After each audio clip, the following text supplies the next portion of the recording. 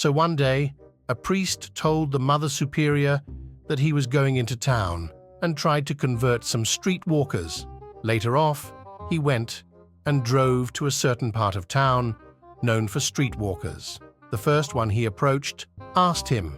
Before he had a chance to say a word, she said, "Hey, father, how about a little head for 10?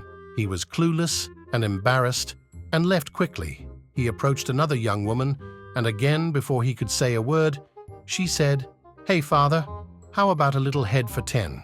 Again, he left quickly and returned to the convent. Once back, he saw Mother Superior. He carefully looked around and quietly whispered to her, "Mother Superior, what's a little head?" She replied, $10, same as in town. So Peter and his grandson are sitting on the mountainside that overlooks the town. Peter says to his grandson, "Look at those houses down there. I built all of those with my bare hands. But do you think they call me Peter, the house builder? No." He then gestures toward the town church and says, "Do you see that church down there? I built that church with my bare hands. But do you think they call me Peter, the church builder? No." Lastly, he points at the dam on the river and says, "And you see that dam down there? I built that dam with my bare hands. Do you think they call me Peter, the dam builder? No. But you screw one goat." So little Johnny was visiting a friend of his in New York during the winter. He and his friend went outside to play in the snow. After about an hour, his friend's mother called them back inside and had them remove their wellies and gloves. Johnny's friend's mum was a tall, voluptuous woman who would warm her son's hands by putting them between her thighs. So as usual, when her son came in from playing in the snow, she asked if his hands were cold, to which he replied, "Yes." She then put them together and stuck them between her warm thighs. After a few minutes, she asked, "Are they warm yet?" And the little boy said, "Yes." Little Johnny watched his friend and waited for his turn. His friend's mom then asked him if his hands were cold, to which he replied, "Yes." So she took his hands, put them together, and stuck them between her thighs. After a few minutes, she asked if his hands were warm yet, and he said, "Yes." So she took them out. Little Johnny continued to stand there with a sly grin on his face. When his friend's mum asked, "Well, what is it now, Johnny? What's wrong?" Johnny looked up at her and replied, "My ears are cold too." So an Irishman was drinking in a bar in London when he gets a call on his mobile phone. He orders drinks for everybody in the bar as he announces his wife has just produced a typical Irish baby boy weighing 25 pounds. Nobody can believe that any new baby can weigh in at 25 pounds, but the man just shrugs. That's about average up our way, folks. Like I said, my boy's a typical Tipperary baby boy. 2 weeks later, the man returns to the bar. The bartender says, "Say, you're the father of that typical Irish baby that weighed 25 pounds at birth, aren't you? Everybody's been making bets about how big he'd be in 2 weeks. So how much does he weigh now?" The proud father answers, 17 pounds. The bartender is puzzled and concerned. What happened? He was 25 pounds the day he was born. The father takes a slow swig of his Jameson Irish whiskey, wipes his lips on his shirt sleeve, leans into the bartender, and proudly says, "Had him circumcised." My Uncle Martin went through an awful, gut-wrenching divorce that changed him forever. He filled the head of his son, Saul, my cousin Saul, with warnings of the evil ways of women, begging him to never fall under a woman's spell. It made quite an impression. Saul dutifully stayed away from women, the way his father wanted him to.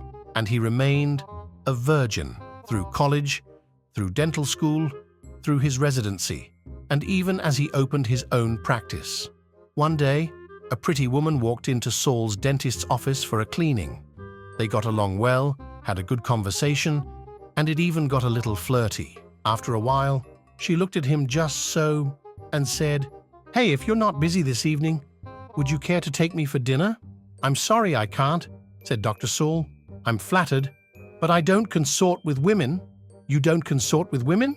she asked, with a hint of a smile. "May I ask why not?" "All women want is to seduce you," said Saul. "They try to get you in bed, then they bite your penis off with the teeth in their vagina." "Vaginas don't have teeth," the woman exclaimed. "Yes, they do," said Cousin Saul. "They really don't, and I can prove it." She shuts the door, hikes up her skirt, and pulls her underwear to the side. "See?" she said. "No teeth." "Well, no wonder," said Saul. "Look at the condition of those gums." Bubba walked into a doctor's office, and the receptionist asked him what he had.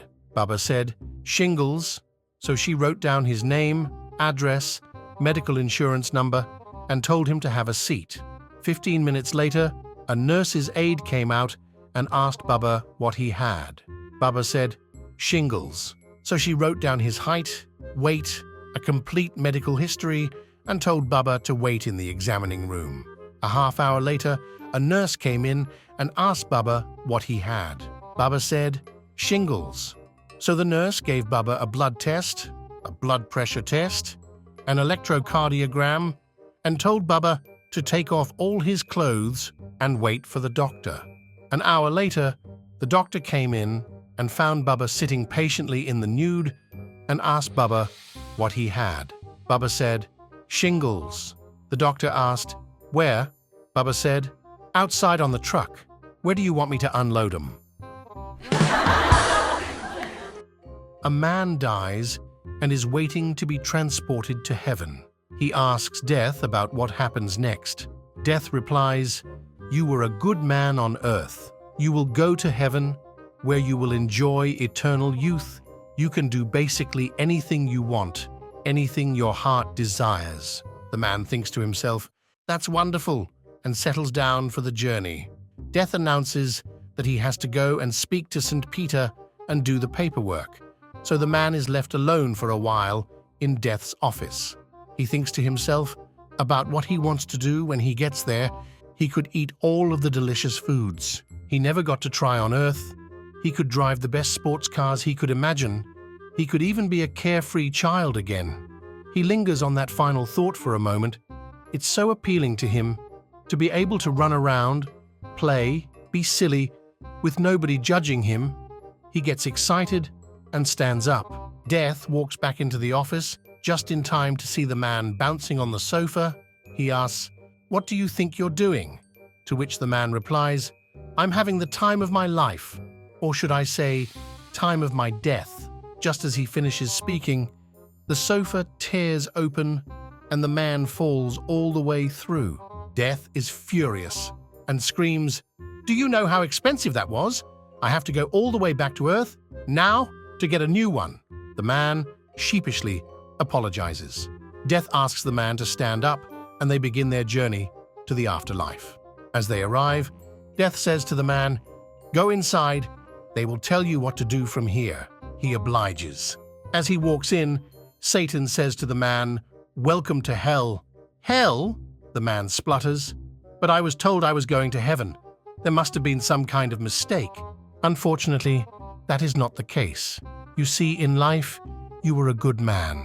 However, in death, you have behaved recklessly and with no consideration for the repercussions.